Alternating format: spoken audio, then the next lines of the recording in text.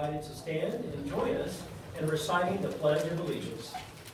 I pledge allegiance to the flag of the United States of America and to the republic for which it stands, one nation, under God, indivisible, with liberty and justice for all. We'll quickly run through the published agenda overview. There is a consent agenda tonight. Any item on the consent agenda may be removed for separate discussion as an action item upon request. We also have good news this evening. We will begin our staff recognition for the 2019-20 school year. There are 2 action items on the published agenda. The Board of Education will consider a proclamation and acknowledgement of National Suicide Prevention Month. The board will also consider approval for a site plan civil engineer for projects related to DeSoto High School. There are 2 discussion items. One is regarding the new USD 232 Education Foundation, and then a discussion regarding the Career and Technical Education and Early Childhood Center plans for the Mill Creek Middle School site. There is patron input on the agenda, and as of the start of this meeting, there are no requests for public comment tonight. There is 1 executive session this evening for attorney-client privilege. Thank you. Okay, any changes? Any motions? I move to adopt agenda and approve the consent agenda. Second by Kevin, all in favor, raise your right hand. Danielle, did you raise your hand? I approve. Okay, Yay. thank you. All opposed, same sign. We're cheering for you too, Danielle. Okay, good news.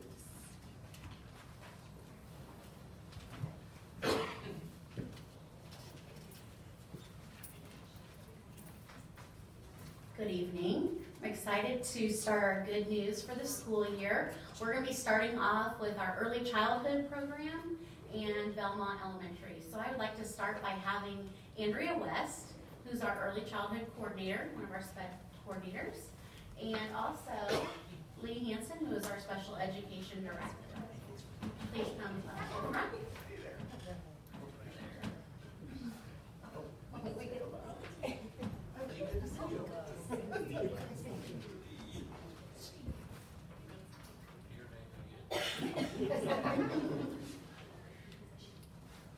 Tonight, from early childhood, we would like to recognize Mrs. Jana Flanagan. If you can please come up to the front.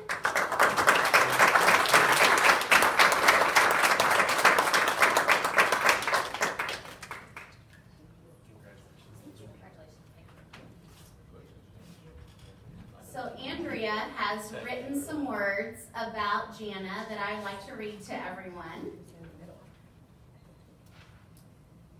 It is my pleasure to recognize and celebrate Mrs. Jana Flanagan with the board. Jana is currently an occupational therapist for the district and has served numerous buildings, including the early childhood department, during her 30-year tenure in USD 232. Jana's passion for occupational therapy is apparent as she provides services for students with fine motor, sensory, and adaptive needs. Jana is also an important resource for staff and is always willing to brainstorm how to best help children be successful in the classroom. Jana's hard work, flexibility, and dedication to students has made her an integral part of the early childhood department. Thank you for your service, Jana.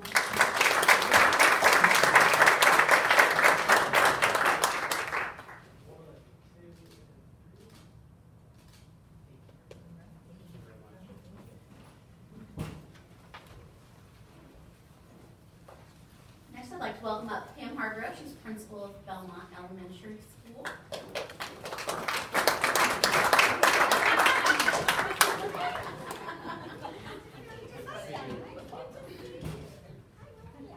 And tonight from Belmont, I would like to welcome up Mandy Howard. Please come up.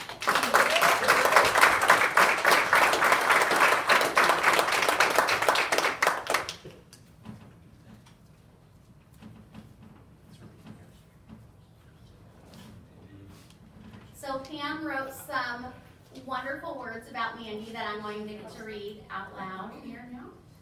To our great advantage, Mrs. Mandy Howard rejoined the Belmont Elementary family last year, this time in the role of elementary-aged speech-language pathologist.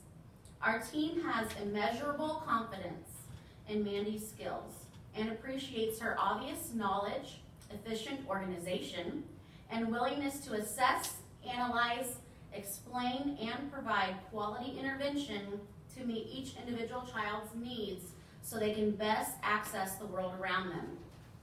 Mandy develops productive relationships with our students and their families, allowing for positive and progressive language skill development in all aspects of our students' lives. Mandy brings a calm energy to our learning environment that is contagious. Thank you, Mandy, for coming home to Belmont.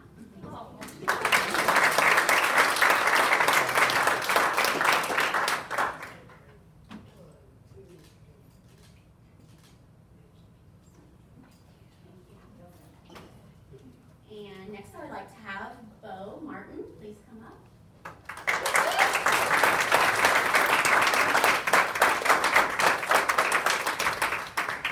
And Chair Harmon Ward's in the back. Come on up. Tara's in charge of our nursing coordinator. Thanks for being here. Congratulations. Oh, congratulations. Very much. Thank you very much. So in the words of Miss Pam Hargrove here, if you know anything at all about Mr. Bo Martin, you know that he cares deeply about every human who breathes air within the walls of Belmont Elementary School and finds his greatest professional euphoria over helping to solve a health-related concern for any one of those very lucky individuals. Whether it be a routine issue, a complete conundrum, or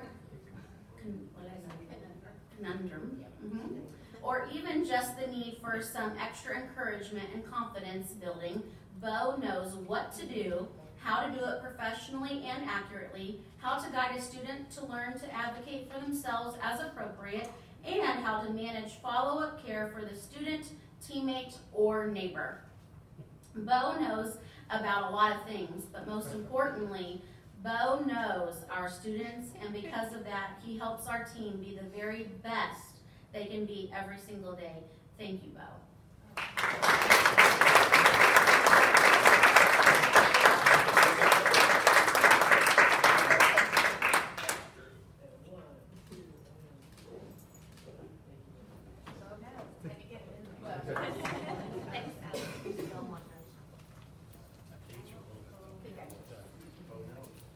Bonus.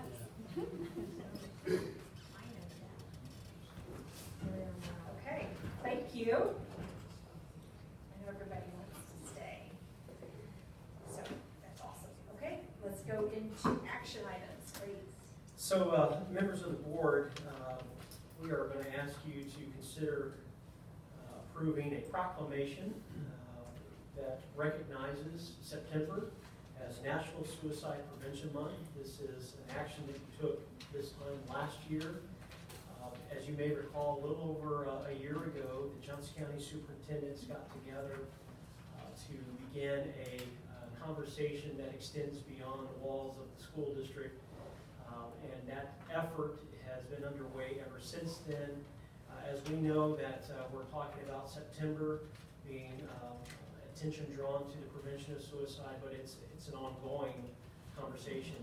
And what I mean by that is that in our district in particular, we have taken on an effort to engage families in a variety of topics. So last year we had 3 special parent engagement series of meetings.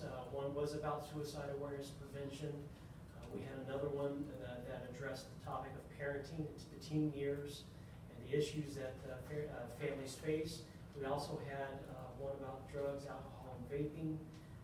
This year, we're going to be announcing very soon, on October 15th, we're going to be hosting another parent information meeting about student well-being, in particular about angst and anxiety. And so we're looking forward to that. We're engaging with health professionals to come alongside our families during that time, as well as we're going to be piloting a new unit in in our school, secondary schools, regarding mental health basics.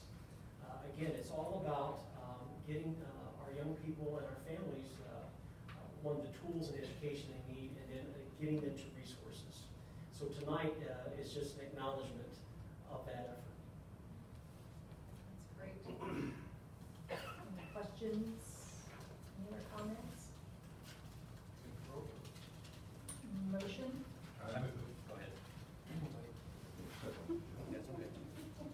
I move to approve proclamation to recognize September as National Suicide Prevention Month. Second? Angela? Okay, all in favor, raise your right hand. Danielle? Aye. Thank you. You are on the microphone too,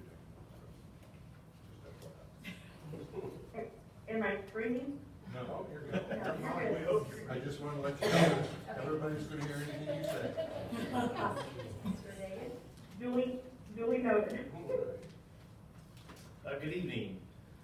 As you see in your packet, we went out for civil services. We did an RFQ, request for qualifications, back in August. Legal ads were sent out in mid-August. We had a mandatory meeting and kind of we toured the campus, went on a little field trip, so everybody knew what we had been talking about. The reason for this request was Frank and I got together and started thinking about all these smaller projects that we have that are going to take place at DeSoto High School. What we didn't want to do was to do a project and then negatively impact a future project. So what we're after is a comprehensive site plan at DeSoto High School. Some of the things, if you remember on the list, you have additional parking, you have a road connecting to 87th Street, construction of a baseball field, expansion of the bleachers, the stadium, expansion of the field house.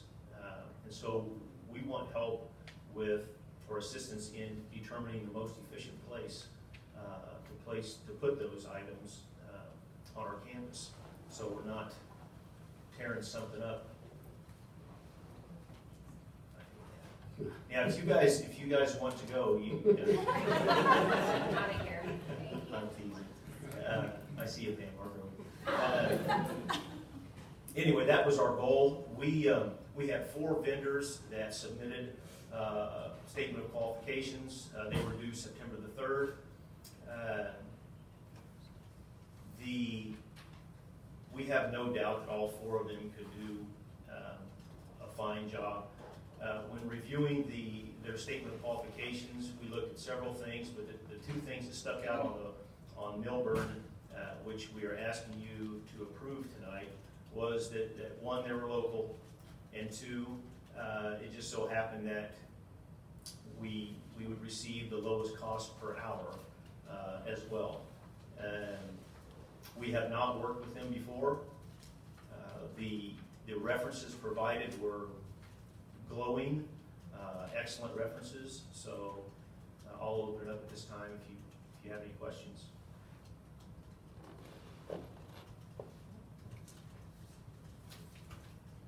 Nothing? Okay. This is, Rochelle, this is Danielle. I would just say that I'm always in support of local company support and patriotism, and especially given the glowing recommendations. So I have no concern. Thank you. Okay, yes, please. Hi, I approve to select Milburn Civil Engineering to design a comprehensive site plan for several bond projects on the campus of DeSoto High School. Second by John. Okay, John. All in favor, raise your right hand. Thank you. Danielle? Yes, I. Okay. Thank you. Now, we're on to discussion items. Well, we are delighted to have some folks here being recognized, and also someone who's going to come and visit with you. As you recall, it's been a lot of discussion, but we do have a brand new USD 232 Education Foundation. And as you may recall, there was a kickoff breakfast, if you will, last April. And then at convocation, when we welcomed all of our employees back, we had some folks from the foundation get up and address them. So tonight, we'd like to introduce the president of the new USD 232 Education Foundation to come visit with you, Jamie Pease.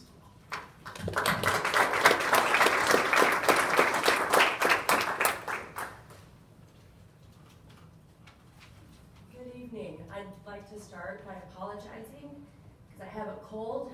So I'm sorry that you're going to need to, just to whoever is coming up after me to talk right now. However, we are very excited about the Education Foundation. For anybody here who isn't aware of what an Education Foundation is, at its basis level, it's just a charity funded by the public whose sole mission is to use those donations to benefit the students, teachers, and just generally the community at large of USD 232. Right now we are, of course, in the very early stages. So we are working on the background operational aspects. In fact, we're getting ready to officially submit the 501c3 this week. I just finally received the last papers that I needed to in order to do that. So we're going to start turning our eyes towards fundraising, marketing, and the actual fun part, unless you're a lawyer like me who loves poring over bylaws and the rest of them say, please stop making us think about this stuff. So anyhow, so we are really excited that we are very soon going to be able to engage the community, excuse me, the schools, the teachers, the businesses, and just generally help everybody involved with USD 232.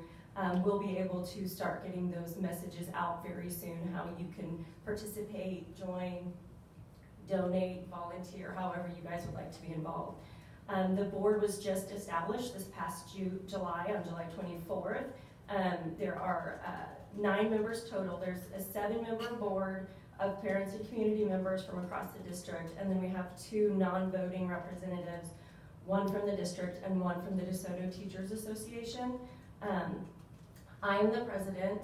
Tina Dinkle is the vice president. Roxanne Wise is the treasurer.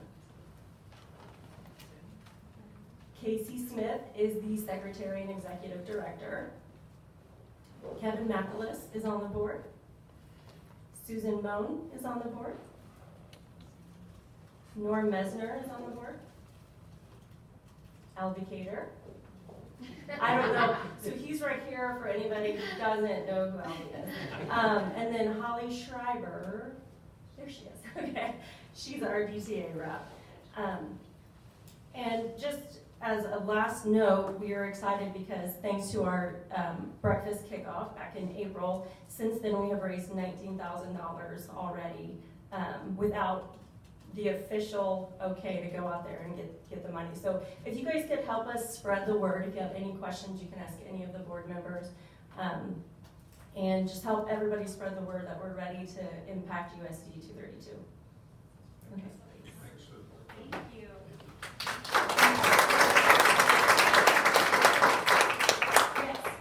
I'll just share a brief word on this. This is something that when I joined the Board of Education, I was super passionate about. And when we interviewed Frank, it was one of the things that was part of the interview. And I just would say thank you to Frank and Alvy who have supported this effort throughout the process, and then the amazing work of this initial group. We're pouring through some tough stuff right now. It's not been super fun, but we know that what we're doing will have a lasting impact. And if there's anything I think you can say about the district, I was a Shawnee Mission kid, and I love the experience I had growing up in the Shawnee Mission School District. But when you move out here and you get to be part of USD 232, the thing you realize is that this has a very special community associated with it, and there is no doubt in my mind that this community is hungry to plug in at any level they can. And I think this foundation, when it takes off and gets known, it is going to light the world up. And I am so excited for where we'll be able to help this district in doing projects that there's no, really what a foundation does is it funds the needs that there's really no other identifiable way to fund. Whether that's sending a teacher to a symposium that we just wouldn't have the money to do, whether it's buying a lighting board for one of our theaters or the such, it fills the gaps. And I'm just super excited. So I want to say thank you to my colleagues for your hard work, and it's going to be awesome when we get it really up and running. So. Thank you. Okay. Very good. Janet? Yes, Scott, before I introduce these two gentlemen, tonight they're going to be going through the design work that several committees have come up with or had input on regarding the Career Tech Ed Center, Early Childhood Center, which will be located there on the campus of Mill Creek Middle School. And I know you also realize, I said something to Kevin before the meeting, we do have a major project going on over at Mill Valley High School right now, and if you haven't been by recently, it's starting to take a little bit better shape, and where it's going well. Not to say there hasn't been a few bumps and bruises along the way, but I think for the most part it's progressing very nicely, and next month you'll have an update regarding that project. So we are in the middle or close to the end of the design phase, hopefully, for these projects. And the gentleman from ACK up here, you have Scott Hazlett, who is also a former Thunderbird like myself from Shawnee Heights High School. And the young man next to him is a DeSoto High School grad named Alec Mackay. So with that, I'm going to turn it over, and it'll be hard I told these guys, beginning before the meeting tonight, that we'll kind of run this like we do some of our meetings, and which means that Frank and I have a hard time keeping our mouths closed. So we'll probably interject once in a while. But with that, I'm going to turn it over to Scott. Good evening, everybody. We're excited to show you this. This is probably the coolest project of all that we're working on for this. I've been waiting for an opportunity to start drawing it. So the first slide that you see in front of you is just kind of an orientation slide, sort of have you understand where the buildings sit on the site in relation to Mill Creek Middle School. In this case, north is to the left. So Mize Road is at the bottom of the page, and 83rd Street is to the right. The site, basically we're using as little of the site as we can to reserve property to the south and to the east as much as possible. We're connecting to the drive system of the existing middle school so that we can utilize overflow parking in both directions as we move forward. We've also got a loop road for fire access, as well as a pretty large stacking for drop-off.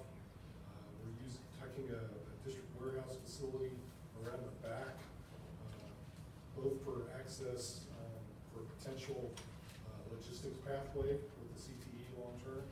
And then you also see the little field house portion next to the bleachers for restrooms and concessions.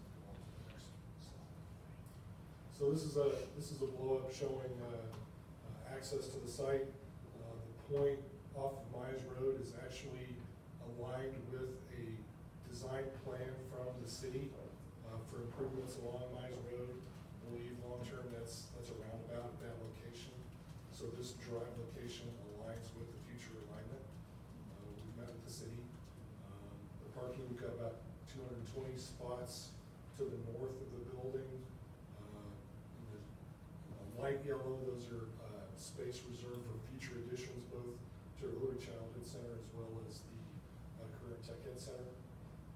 We've got the warehouse building to the east with an apron in front for full semi-trucks, loading dock, box truck access, and some parking for that as well.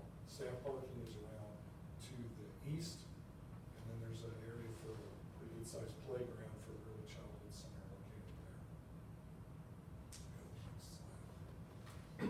this is the overall floor plan for the lower level. The Career and Tech Ed Center is to the left. Overall, we've got 10 classrooms plus makerspace, biology lab, fabrication lab, and an open atrium in the center. The main student access is at the north there off the parking, but there's also controlled access during the day when it's not in passing periods. You come to the front door of basically the ECC for a secure entrance and then be released through the secure lobby back into the Career and Tech Ed Center. So that's kind of a knuckle connecting both of the facilities. At the lower level, to the right is the Early Childhood Center, as well as the main multipurpose area. The multipurpose area is required by code to function as a storm shelter, a tornado safe room for the facility. The code has changed, and that's not an option, that's an actual requirement, so that's where that's going to occur. It will accommodate the occupancy of both facilities in the case of the sewer wells. Well, it actually was adopted in the 2015 code, but most of the local jurisdictions skipped over. They were still in the 2012 code, and they skipped to the 2018 code. So it was required in 2015, but now that we've adopted the 2018 code, it's not an option for educational facilities. You'll see that from now on as we move forward. May I ask what would be used for then, besides? Well, so multi-purpose, it's not always nice weather outside, so when the kids want to go ride tricycles and burn off some energy, that's the place where that's going to happen. Yeah. So It's like a gym, but for early childhood, it's just a little bit smaller. Okay. the other spot, the orange piece below the multi-purpose is parents as teachers. Right now, parents as teachers is at Lexington Trails. The other thing is that the early childhood, let's see, 6 of the early childhood classrooms are currently at Belmont. One of them is at Starside. This will bring all of them together and have an additional spot more than we currently have. But then, as Scott showed you before, we're using the site so that we can add on to either of these in the future as needed. So yeah, let's go to the lower level of the Career and Tech Ed Center. We'll talk about that. So upper left-hand corner is the fabrication shop. This is kind of unique, and I'm excited about it because this isn't necessarily a wood shop and then a metal shop, and then this is sort of a fabrication shop. It's all in one. It's got metal, it's got plastic, it's got wood for robotics, for advanced manufacturing, all kinds of things. So this is going to be a really exciting shop. We're going to have some transparency with this central lobby so people can see what's going on. One of the main things that we're doing with this center core and a lot of glass is we want students to see what's going on all these other pathways, and maybe they get it, hey, what's going on over there? Maybe I want to take that class next year. I can't tell, is there augmented manufacturing in there as well? So we're planning on CNC routers, and there's a maker space in the lower level. So what we're really looking at is in terms of scale. In the maker space, things will be small, like 3D printers, cutters, but as it moves up in scale, there'll be larger and larger pieces of equipment in the fabrication lab. So that's where the main course. That's actually the part that is still the most under discussion, because when we talk about manufacturing, well, what are you going to make? And so that's a little bit of a circular argument. So what we focus really on is we have a large space that is very versatile. As we move into next year, where we're actually next semester, when we're doing more, that will determine the equipment we purchase that goes in. What Scott's doing now is making sure we have plenty of power, we have ventilation, so that we can do different things in there. My specific vision would be is we're looking at, we've got a computer program, we've got robotics, we've got manufacturing, and can we look at some spaces where, even those different, pathways are working together to solve a real world problem and then coming up with prototypes. And so it's ability to work with a variety of different materials. What's the square footage of that area? Let's see, it's about 2,000 square feet. The pink area? might be bigger than that, that's, so, 20. It's not too much. Pretty tight. We've got the area on the east there is actually a two-story space with a garage door access, so if they want to make something bigger in there at that end, or potentially apply some drones or some things like that. So we'll have space for augmented or 3D manufacturing, have space for IIoT or Internet of Things, kind of streaming data for machinery, equipment like that, that help with that kind of process, IoT stuff. Well, so, once again, we're sort of talking about scale, so, It doesn't have to be big. the lower level, on the left is computer programming and the right is robotics, so anything that's a lot intensive computer driven, the idea is that maybe that makerspace, front of the building is where some of the smaller scale stuff like that might happen. So that red area at the bottom that's intended to be open all the way across.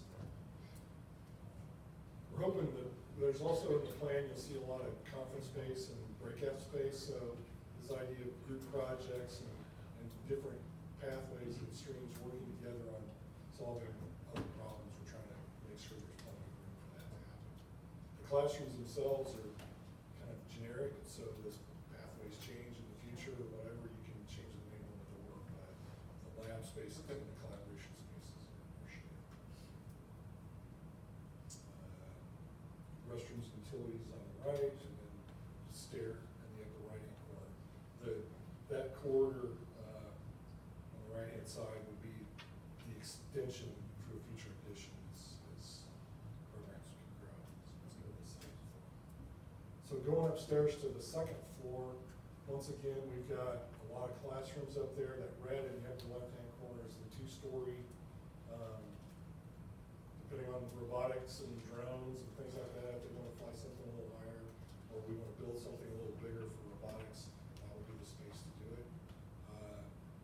Pretty excited about the biotechnology lab that's at the bottom of the page in red. This is envisioned more as a college or research level biology laboratory. You'll see some images of that later, as opposed to kind of a high school biology classroom. This is really going to simulate what the students might find either in professional life as a lab technician or in college as a microbiology student. We've got a classroom on either side. We're still talking about classroom on the right. One of the things we talked about is a biosimulation lab where maybe some larger manufacturing type biology simulations and things might occur, but it's the same size as a classroom right now, so we have a need for a classroom. That's also an opportunity there. Breakout spaces. One of the things that you'll see a little bit in that two-story lobby is a retractable learning stair. This is a Frank idea. We're going to steal it. We're going to use it in a lot of other places, I think. But we've also seen sort of a learning stair approach in a lot of buildings, but sometimes they're used, sometimes they're not. So the idea is you can pull it out. It's like a bleacher, except it doesn't have the seats on it. It's just a series of platforms. But you can put about 150 students on that if you want to get a group together for a larger presentation or a larger workshop. But if you want just a big open area to have robot practice or something like that, you just push it back. Where that came about, Frank's idea came about, as we talked, he and I have both visited CAPS program over Blue Mountain. And yeah, they have a fabulous looking learning stair. When we talked, have you seen anybody on it? No. Have you seen anybody on it? No. It's just They're there. not used. Maybe it's just a time to go there, nobody's on it. Well, this gives you the ability to use it for stair, not take up space. So one of the things that we want to have a discussion about tonight is the orange area to the right. We had an opportunity to go over the top of the offices for the Early Childhood Center below and do a conference training center. This can handle about 150 to 200 people with the partitions all open. The training we're breaking down to about 50 people or so per room. So this is one of those things that goes beyond the scope of what we had originally talked about. This wasn't part of the original plan. It's something we've talked about as a need, especially a centrally located place when we're getting staff together. When you're bringing them from all over the district, this is actually a perfect location for that. You'll notice that if you, in the future, if we needed to, you could go back through and build 2 walls and you actually have 3 more classrooms for the CTE space at that point, if that's what makes more sense in the future.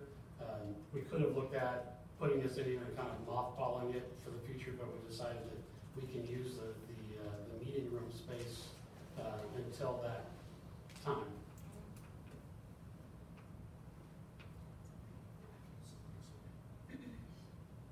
So this is the early childhood. As we discussed, the orange areas are the classrooms. They're a decent amount larger than the classrooms that they have right now that they're working out of. They also have bathrooms that are much more usable for early childhood. They're patterned after the Blue Valley program. And bathrooms are really important for early childhood. So we're giving them a Cadillac version of bathrooms for early childhood. There's also a lot of breakout spaces for individual speech or observation rooms for each of the classrooms. So if a parent comes, they can maybe see what's going on without really distracting the kid inside the classroom. We'll see some images of some of the classrooms in a little bit. We've got front office area with conference and break room and all the other things associated with that. As we discussed, the area to the left is storage, multi-purpose, and also the few machines. Playground on the outsides. There'll be a racetrack for the tricycle races, and it'll be all flat. Can I have bleachers out there? So what? Can I have bleachers out there for We the could. Portable. What we've seen a lot lately in playground design is they do the turf and stuff, but they make little bowls and things like that. And Tricycle the cross. kids love it. They spend more time rolling down the hill than they do on the sand. Cyclocross for tricycles. So that's going to be fun space. So this is some preliminary images of the exterior of the building. The tan gray is actually the tan brick that matches the brick that exists at the Mill Creek Middle School to sort of tie it together. Gray is some metal panels that pre-finished rain screen kind of application should be very cost effective. Actually, the color is rendering better up there than it is on the monitors, if you want to. But now the color, speaking of the color, we are still negotiating the yellow that you see up there with our in-house color expert. Because we can't go with blue, we can't go with green for obvious reasons. And so we're looking at, like I said, we're looking to go with something other than yellow. The idea is that it's a simple accent color to make this a little more high tech. But it's a small amount of it, so if later on you change your mind and that's so 2019, you know, you don't have to repaint a whole bunch of it, you just change it a little bit of color. The 232 is actually a frit in the glass, so it's just an idea. It's a unifying number. We can talk about, does this building have a name? But it's a way for both high schools to come together in one building and know that this is USD 232. It's not Valley. It's not this. Go next. Down below, I'm showing drop-off canopy for students. So because drop-off and pickup for little kids is a lot different, as you all know. So we're trying to keep the staff and the kids out of the rain so that they can stack in cars and get in and out. This is the early childhood wing down there. It's a little bit more playful.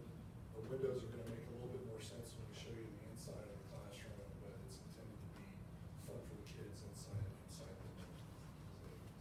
great against the panel. So this is inside the lobby of the Career Tech Ed Center on the lower level, looking at the retractable learning stair, we've got another stair that goes upstairs to the left. There's the breakout space on the right.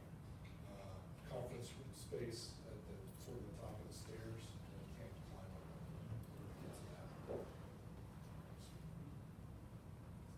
This is back underneath the stair, looking back at the makerspace, trying to make that very transparent, so there should be some cool stuff going on there. We want kids to see the activity and be excited about it. This is inside the makerspace, looking out at the stair and the lobby learning stair.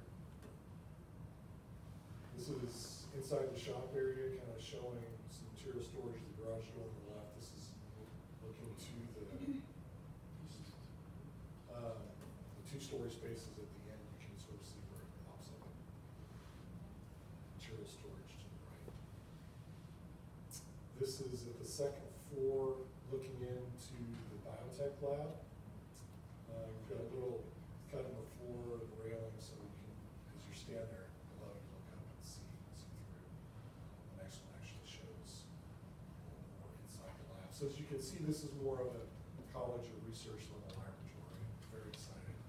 There's going to be 3 biosafety cabinets, a few embedded areas. This is the real deal. Both pathways, if somebody's just needing to become a lab tech, there's great jobs around here doing that type of work, or if you're going to be a biochemist, this is also a place where you get that next level of education. Just a typical classroom. We're talking about furniture being a lot more adaptable and moving for classrooms, especially this facility. Little slit windows on the outside. This is the early childhood side, so you can kind of see how these windows inside. The idea is that that's a window seat at the bookcase at the bottom, so kids can sit there and look out, or look at the outside through almost a picture frame. So it's different and fun for kids. We've got one area trying to carve out some other spaces where there's some open learning space inside the early childhood center, to where if you pull out a couple of kids and they can have a fun place to go, read a book or to just some more fun, lower scale items for the kids. That's so just once again reorienting with the site briefly. So we're going to talk about the field house, and we're going to talk about the warehouse. So pretty simple. It's very similar to what we're going to be doing. What we did at Valley High School in terms of materials. It will be brick and CMU. We're looking at the translucent acrylic panels at the top, but it might just end up being metal panels if it doesn't really make sense. But we've sized the restrooms for 500 people as an estimate. I mean, you can put a lot more than that on the bleachers, but we don't want to design it for an occupancy we're never going to really get to. So we've got restrooms, we've got a family restroom, which is a requirement. That's also going to be much appreciated. And then there's a little mechanical space for heat and the concessions area. So, next. This is the warehouse that we're showing. It's about a little over 10,000 square feet. We're going about 4 high with the warehouse pallets and the racking, so it'll be significantly more storage than you're making use of currently at that other elementary school. We've also got a mezzanine area up above for access with a forklift for storing items like furniture and the chairs and some of the other things, some of the other big things that don't necessarily fit in a pallet position. Stretch wrapper, full loading dock with dock seals and all the accessories that go with it. There's a small office area, and we've also got an area that's currently used at the elementary school for setting up the computers and loading all the software and all that sort of stuff on. That would probably occur in this building. Do you have a question? Oh, Pretty quickly, sorry. I did have a question. On the parking, just because, parking's been a topic for both high schools so far this year. this looks awesome. Do we know like what the greatest capacity is here, and would we have enough parking for that number? So we're expecting that we could have as many as 300 high school students there at one time. Okay. The plan right now is that there would be a morning session and an afternoon session. The good thing about that is that if all 300 of them drove, we're short on spaces, but there's overflow at the Mill Creek site because there's already unused parking there.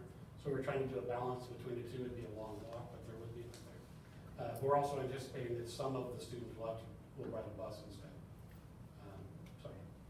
And then the idea is that staff would actually park on the back side anyway. That would be student parking on the front. One of the things that Scott mentioned before is the students, when they come at a regular time, which would be a morning time or an afternoon time, will enter through the north of the building. So that door would be unlocked during that transition, and then it would lock. So if a student needed to come late or leave early, then they would go through the lobby space that's attached to the early childhood center. We're doing that so that so the reception area, we can share staff in that regard. Makes sense. Thank you. So, oh yeah, good. I'm worried about the size of this, number one. The second thing is we haven't discussed what programs we're going to put in this as a board, and whether we got room in these classrooms or lobbying. And the third thing I noticed is this program's going to grow. Where are we going to expand it to? Because I got a warehouse on one side, street on another side, parking lot on one side. Are we jamming ourselves in this area that we can never expand this building? No, that's what I think all this space is. Yeah, but we got an early childhood center in between. So you could actually expand. So what the first expansion is talked about to the east. So you could almost double the size if you building to the east. That's the light yellow spot that's not part of the current phase. You could also expand to the west with the CTE building. Early childhood would expand to the south. At some point, you may get to the part where you have drives that you need to reconfigure because of that. But then that's the trade-off of this is where the drive should be now. If we grow it, because if you look at it, you can fill that whole space. They've just got that, I think that would probably be 4 classrooms you could add. You could add 4 more to the east of that and 4 more to the west of that. So early childhood, we've actually looked at what we can do for growing spaces. Your other question that was about with the manufacturing lab, is that space large enough currently? And we can go back and look at that. This is the time to make. Scott, what is, and Bill brought that up earlier, you've done some other ones, how does this fare? Well, the thing that makes it different is that it's not, we've done wood shops and then metal shops and then, so this is one that's where it's all together, but it's not necessarily the full, instead of like the welding shop, you might have 8 or 10 booths, we're probably gonna have 1, maybe 2. It's, a table saw, but we have a 15-inch wide planer, probably not. We might have a smaller joiner. The idea is that they're making smaller, more complicated things in this lab, so. And prototype versus full-scale projects. I just worry about the size of your equipment in the area, because I got a 6,000 square foot building. That'd be a third of this, or even a half, and that's no space at all. And I'm really concerned about the space and the size of the equipment and safety concerns when you're working with this type of equipment, and you're not on top of each other. I hope that you lay this out with the equipment and everything right, because you might not have enough space and you know what program you want to put in there. Just be careful. Well, so, Alec, if you go back to that plan, we can sort of show, we put some equipment in there right now, just to put a sense of scale. If we can zoom in.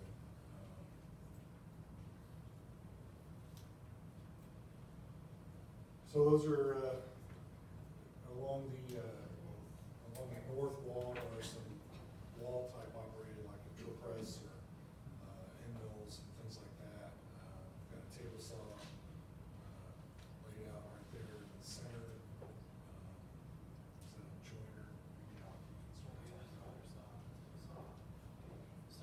from what we've been told, DeSoto High School has a really strong residential carpentry class. There's a really strong program that JUCO has just started as far as welding. Right now, the intention is this isn't an automotive shop, so taking those off the board, what else is left? Well, we don't really know. It more goes back to this dialogue that's been going on.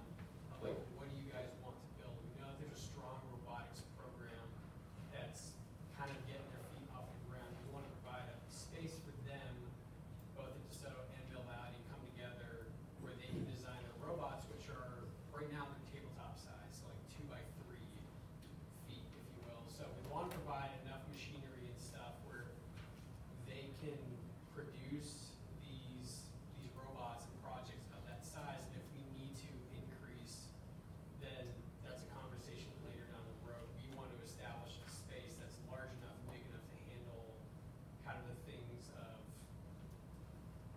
what's expected. So currently, the robotics team builds their robots out of PVC because they don't have the capacity to work with metals.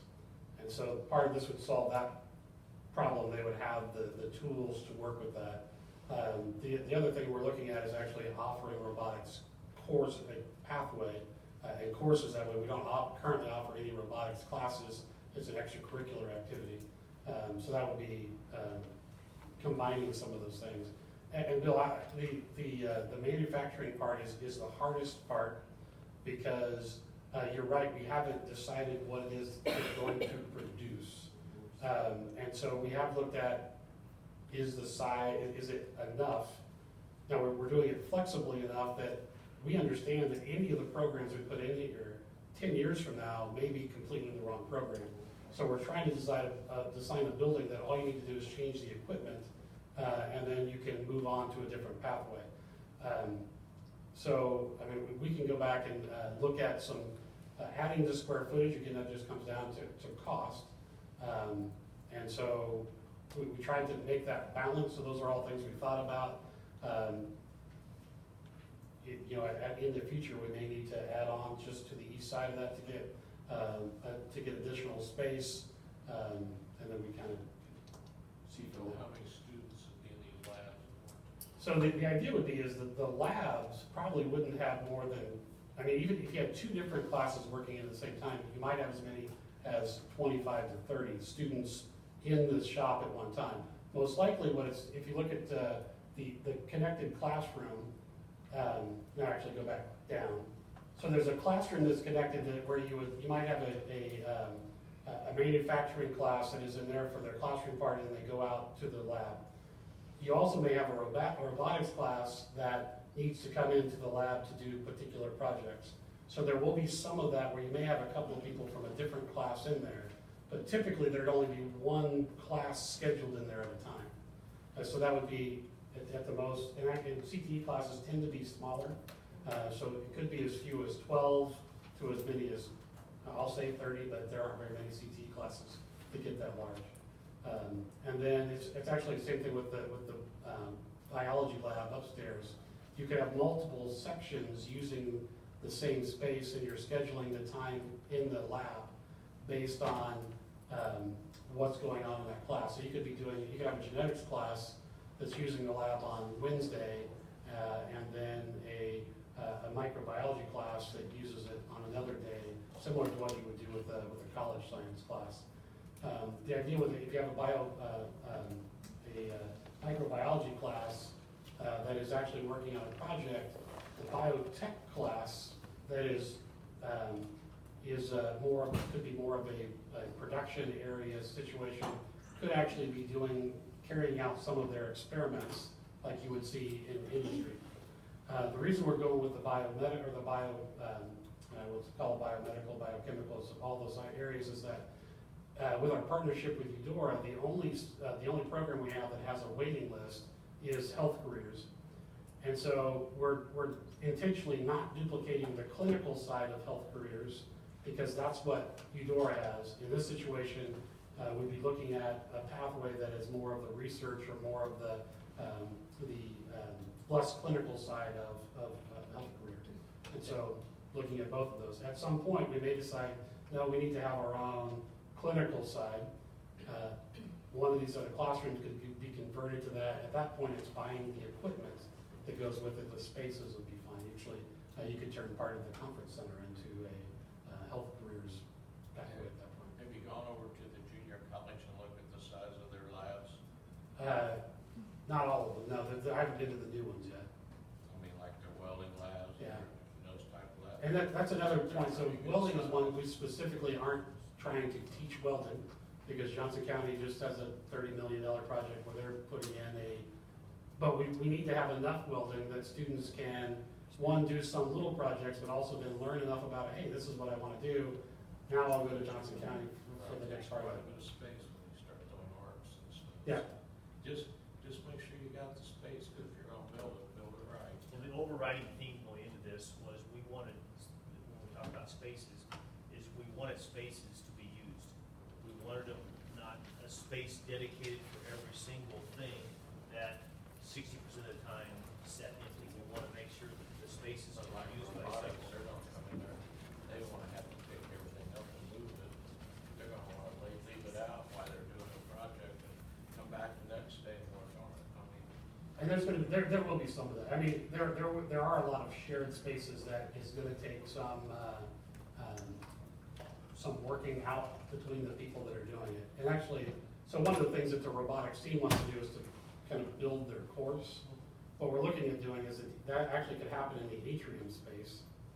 Now what that does is that means that you can't pull the learning stair out, so that might say, well, if we want to have a large group, we may need to schedule that in the conference center. There will always be that situation of two people wanting to use the same space at the same time.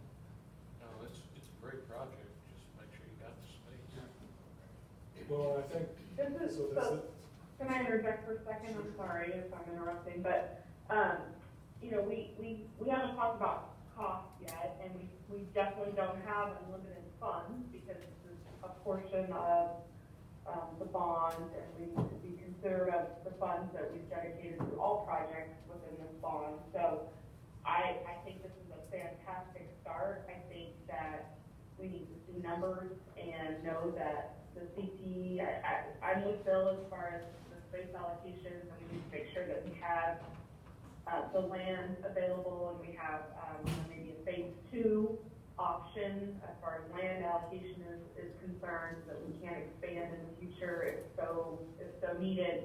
But I'm not sure if HTK is part of your discussion tonight has to do with the cost, but I'm definitely interested in knowing, are we falling into the range that we had originally proposed, or where are we from a financial perspective, so we can understand next steps? And actually, we'll share some cost estimate information here in just a minute. Yeah. Okay, awesome, thank you. I believe it's good news, just so we're That's great. Definitely the shop area is something that we've really tried to wrestle to the ground, and I think similar to what I got an equipment list from bio teacher, and there was a centrifuge and an incubator and a lot of these types of equipment. And immediately in my mind, I'm thinking, oh man, I don't know that I have enough room for this.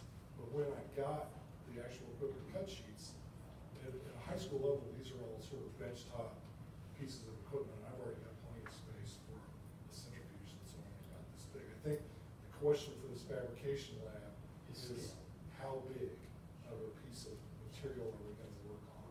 And I think, like Alec was saying, the majority of the things that they're building are something you can kind of reach your arms around. If they want to build a car in here, then there may not be enough room. We may have to pull the wood lathe out so that we can put a bigger piece of equipment in. The idea is that there's plenty of power, there's plenty of compressed air, there's plenty of electricity and exhaust to do whatever you want to do in the future. The other thing we've talked about as far as equipment is, with the warehouse so close, there actually could be equipment that comes out for one semester and then goes away for the next semester and then comes back out, so that we can be more modular in how we're doing things.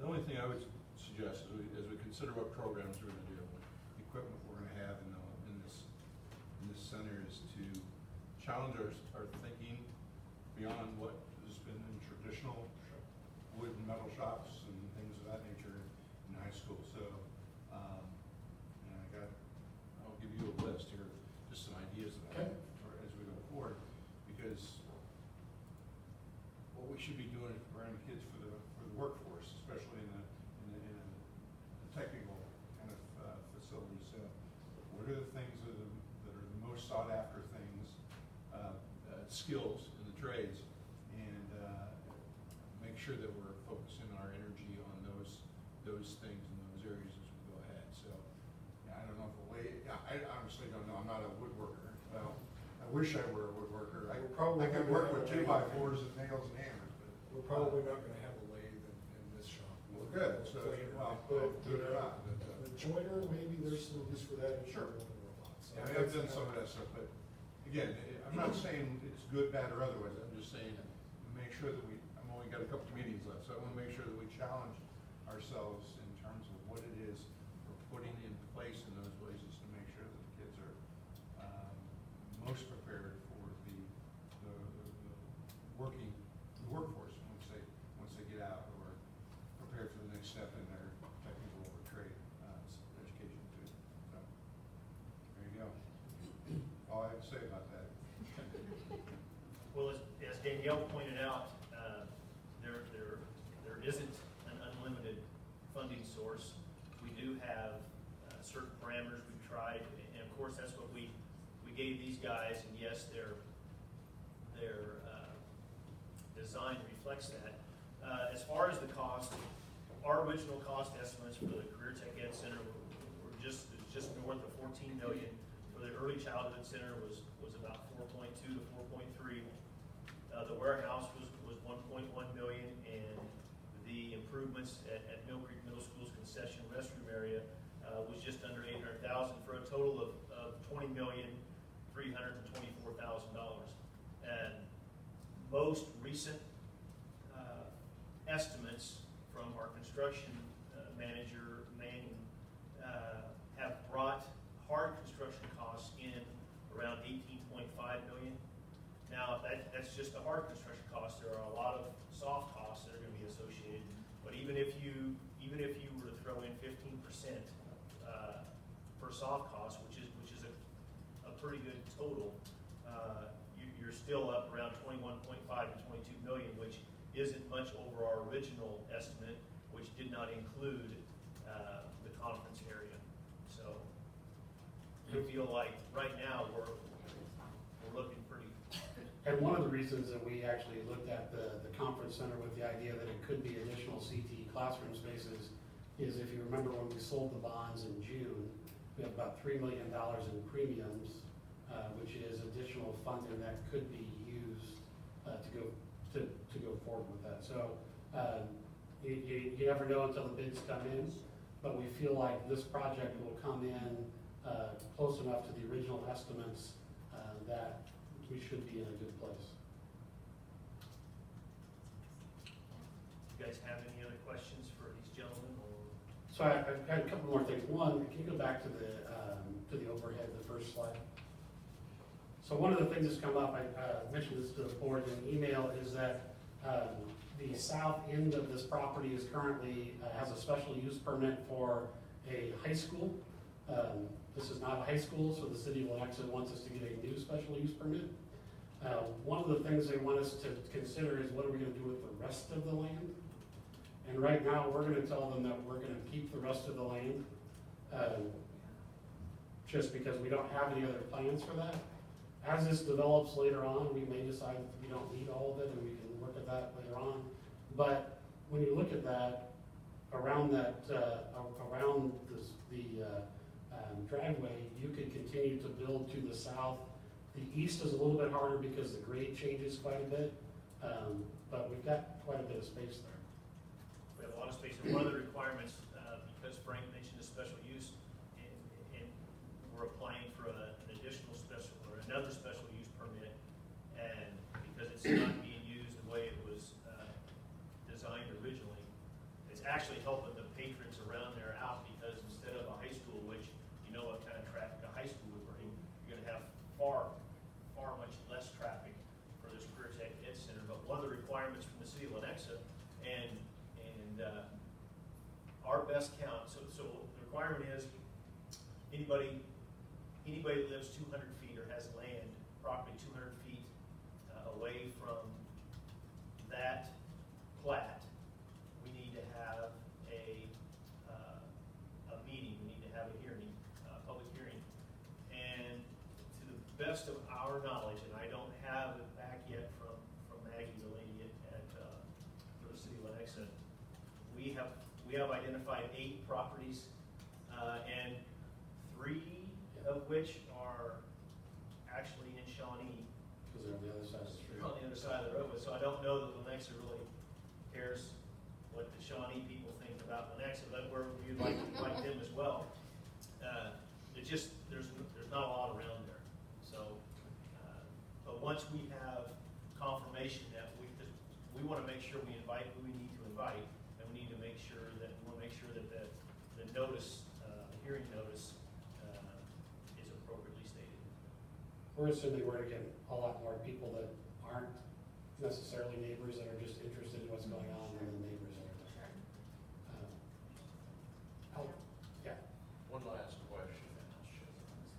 Are we open this up to Eudora's district? So, yeah, so right now we have a partnership with Eudora where our students go that direction. As we would, so Eudora students could come to this space as well. We're also talking with all of the metro, or all of the Johnson County school districts about the different pathways each of us have, so that the idea would be is if another district has a pathway that we don't have, we might be able to trade spots. Now, if our kids fill it up, then that's what happens first. But what it would do in our situation with Eudora is, if some of the Eudora kids come this direction, it cuts down on what we pay to Eudora, because right now it's all one direction.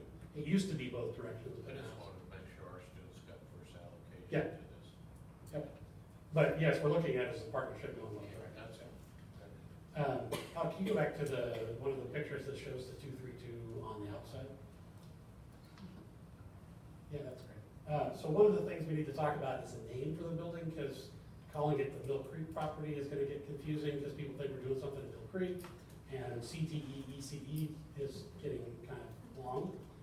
I asked some questions about how we've named buildings in the past. Currently, we don't have any buildings named after anybody, which I think is a good thing, by the way. But what I'd like to do is open it up to, we'll do some things with either some student courses or some students to submit names that the board would then pick from. What we may be looking at is helping them with saying, we'd like for them to come up with names that kind of encompass the whole scope of the building, which is early childhood and career. So when you're looking at, so you're not really just naming it one thing or the other, but a name that is more inclusive of the whole thing. So unless somebody has a name they want to throw out there, we'll try to bring you back some names to choose from. I like that idea. And the reason I put I that. love this student idea. And the reason I put it up with this picture is that, hard to understand, but since the 232 is in glass, you can actually do some of the naming or some other graphics in the glass. The idea is that we want the glass to not be very opaque, because you don't want necessarily people seeing through, but it lets light through, so you have that going through, but for safety reasons, we don't want it to be completely transparent. So that's what we'd be looking at, some design that could be in that. The good part about that is some of those decisions can be made. The bid can just be that, yes, there's going to be something on this glass. Actually, just print on the glass, and I think it's in Manhattan. Yeah, the technology is going through the roof, and the ability to do that on glass, anything you can imagine.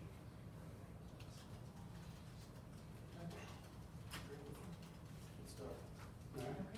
Yes, John, can you go back to the overhead, the aerial view of it? First slide. The warehouses, what's that dark shade area? That's just the apron out in front, the pavement. I think that's shown as concrete, and when it printed to scale, it ended up being black from the image here, but that portion of it is concrete as opposed to so you can back trucks up in there. Okay. Anything else? Thank you so very much. This is very exciting.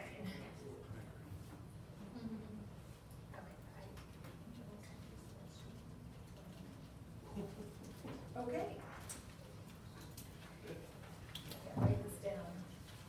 Okay, so I